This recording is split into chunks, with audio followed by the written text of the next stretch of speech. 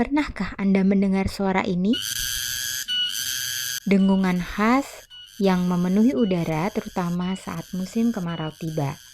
Inilah suara garengpung, serangga yang bagi sebagian masyarakat mungkin hanya sekedar latar alami.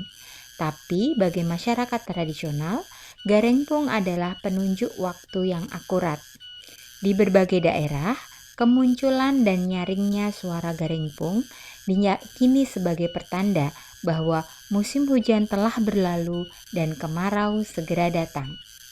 Menariknya, di balik peran tradisionalnya sebagai alarm alam, garengpung juga memiliki siklus hidup yang unik dan jarang diketahui. Lalu, bagaimana sebenarnya hubungan garengpung dengan perubahan musim? Dan apa yang bisa kita pelajari dari keberadaannya? Mari kita eksplorasi lebih jauh dalam Etnovlog kali ini. Selamat pagi, Bapak. Selamat pagi. Perkenalkan saya Erna dari UNES. Mungkin perkenalan dulu dari Bapak untuk asmanipun kalih niki alamate griyonipun pundi ngoten. Nah, saya Priyadi, Blanggon Blansiran Karanganyar, Klaten. Nggih. Bapak bertani Pak nggih di Ya, sini nggih Pak. bertani sambil berternak. Bertani sambil beternak. Nah, di sini saya mau bertanya terkait garengpung Pak. Apa di sini masih banyak dijumpai garengpung Pak? Ya, masih banyak tapi saat ini belum musim. Oh, belum musim. Biasanya niku musim pun Biasanya musim menjelang kemarau. oh menjelang kemarau nggih. Kemudian biasanya di bulan apa Pak? Kalau muncul garengpung itu. Hitungan Pranoto mongso 11. Berarti November atau kalau per bulan Bulan ya sekitar Agustus. Agustus. Ya, Tapi ini udah lebih dari Agustus nggih Pak nggih, tapi memang belum nggih karena belum. cuacanya beda atau gimana Pak? Kalau Masalah cuaca iklim agak berubah sedikit. berubah dibanding dulu nggih. Nggih nggih nggih. Kalau garengpung itu bentuknya gitu beda Pak sama misalnya kayak serangga yang lain, jangkrik atau belalang gitu beda nggih. Berbeda ini seperti belayang tapi seperti kumbang pokoknya. Ukurannya Ya, ukurannya sekitar 5 cm,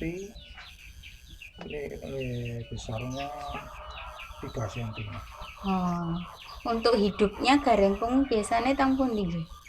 Hidupnya biasanya Di di sawah. pohon-pohon, Oh, di di sawah. pohon-pohon, di sawah nggih. Kalau Bapak sendiri ketika bertani gitu eh, pernah ndak memanfaatkan misalnya garengpung sebagai penanda musim atau enggak gitu? Ya, biasanya para orang tua zaman dulu untuk pertanda kalau ada musim garengpung itu untuk pertanda buah-buahan yang ditanam itu misalnya palawija Nggih. seperti kembili, uwi dan lain-lain itu sudah mulai memanen, sudah enak dimakan. Nggih, nggih. Terus dipanen kemudian diganti dengan padi ngoten atau pripun? Ya, itu tanaman kebun biasanya. Nggih, nggih. Berarti sebagai penanda bahwa siap panen untuk tanaman palawija nggih. Nggih. Biasanya dikatakan musim mareng. Oh, musim mareng. Nggih. Kemudian kalau saat ini kan apa sudah berubah cuacanya nggih. Kalau dulu mungkin bisa dititeni ngoten nggih Pak nggih. Nah, ini udah berubah itu berarti sudah tidak menggunakan fenomena garengpung lagi nggih. Kalau di desa masih ada. Oh, masih. Masih nggih. Masih meskipun berubah sudah nggak ikut penanggalan biasa nggih. Cuma bergeser iklan biasa mongsonya itu.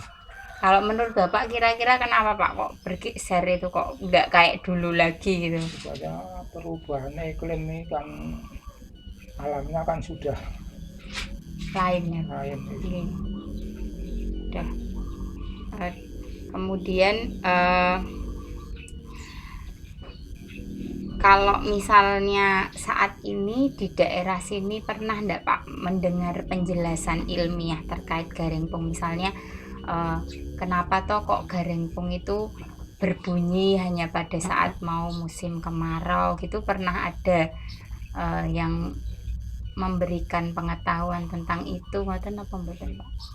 Ya, memang itu sudah menurut iklimnya. Kalau saat ini kan hidupnya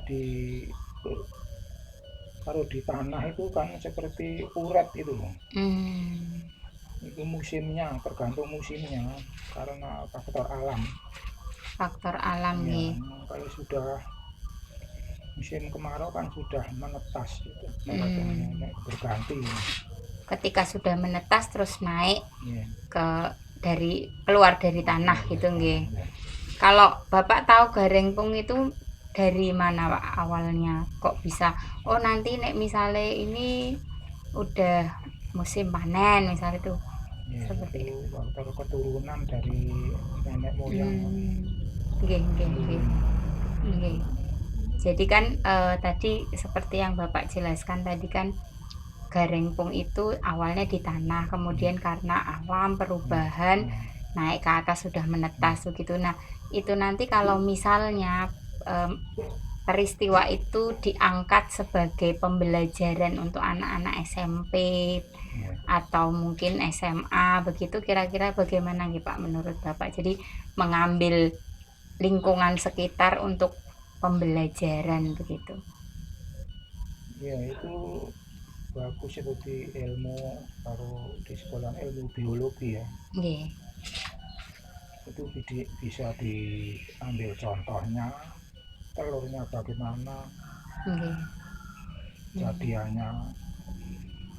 Saya pernah mencangkul itu ada uret-uret itu, terus akhirnya jadi garengpung. Nggih, nggih, nggih. Kalau garengpung itu sendiri sebenarnya mengganggu ndak toh Pak? Kalau ndak mengganggu, suaranya misalnya terlalu bising Suaranya atau malah anak-anak suka. oh Di ada ketupat gitu buat mainan ya Pak.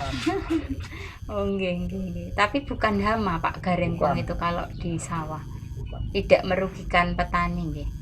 Ya, yang merugikan malah uretnya itu. Oh. Larvanya ketika di tanah. Kerugiannya pripun Pak? Bisa menyebabkan Ya, apa? kalau ada polowijonya itu sedikit dimakan itu. Jadinya nanti hasil panennya pripun berpengaruhnya? Ya, cuma sedikit tapi. Oh, iya. Kalau menurut Bapak sendiri misalnya dulu sama sekarang itu kan garengpung kan bisa dilihat didengar dari suaranya ya. Nah, itu kira-kira banyak dulu atau sekarang untuk populasinya, untuk banyaknya garengpung? Kalau di desa banyak dulu, tapi berhubung yang ada cuma di desa.